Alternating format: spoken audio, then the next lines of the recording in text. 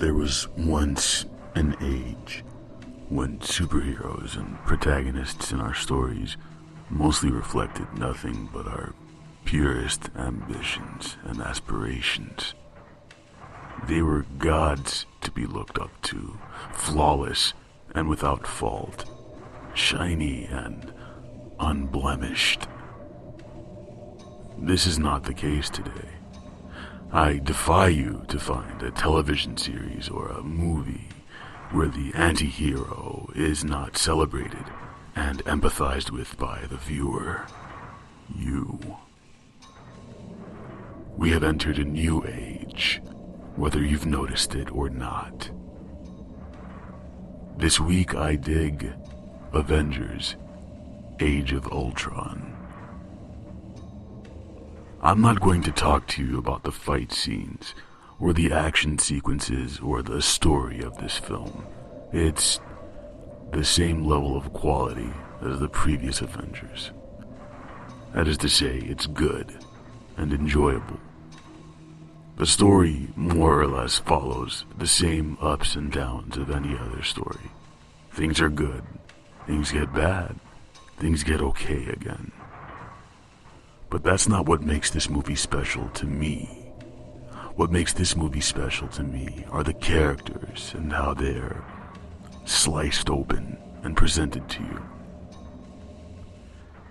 There's a particular scene that really resonated with me during Age of Ultron. Scarlet Witch gets into a few of the characters' heads, and their visions were worth the price of my movie ticket. With the exception of Thor, I was quite taken by how damaged these individuals depicted were, how tarnished and imperfect.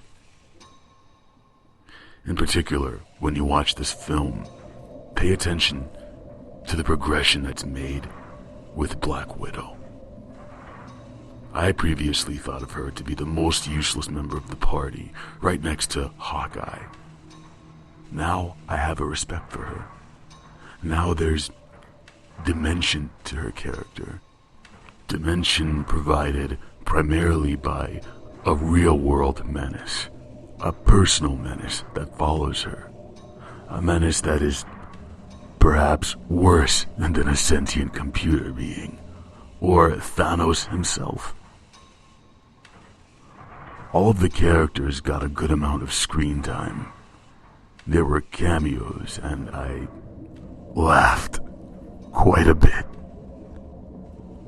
Hulk, to me, is the centerpiece of this film, the backbone of this franchise. Banner's reluctance to fight, and his inability to be normal.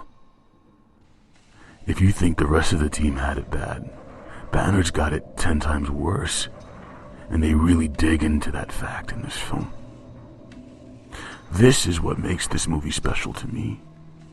A group of imperfect men and women who fight to keep the demons at bay. Because, perhaps, that's the only time when they're anything but scared little children, worried that their pasts will catch up to them eventually. So, you there, listening to this, watching this video on your little phone or computer.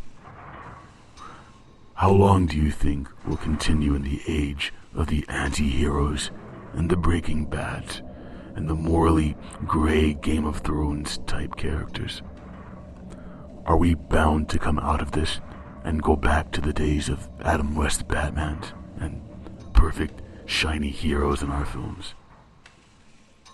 Tell me what you think. I'm curious.